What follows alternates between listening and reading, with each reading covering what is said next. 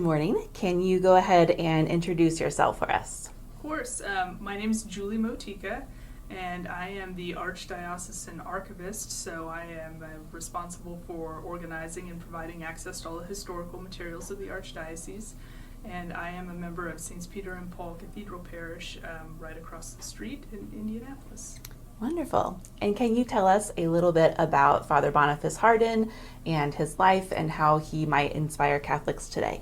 Sure. Well, Father Boniface Hardin was born in 1933 in Louisville, Kentucky.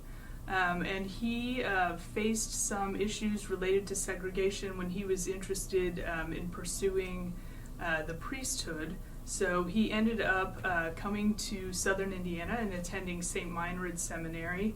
And he was ordained in 1959 as a Benedictine priest.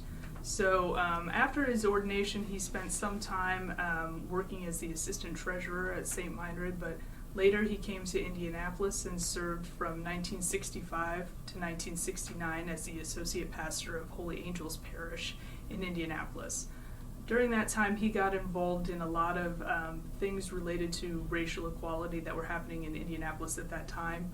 Specifically related to the construction of the I-65 interstate, which he felt strongly was, decimating historically black neighborhoods in Indianapolis, and also was active in trying to desegregate the police force in Indianapolis. So, in 1977, Father Boniface Hardin, along with Sister Jane Schilling, who was a sister of St. Joseph, began what was first known as Martin Center College.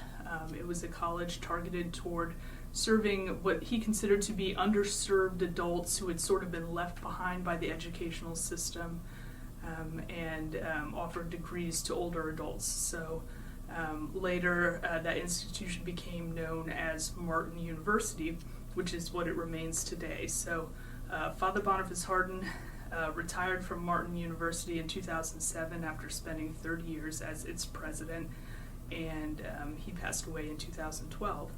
So I think the legacy that Father Boniface Hardin can leave to us today is, he had a real focus on trying to reach out to people who were on the margins that were not being served in other ways.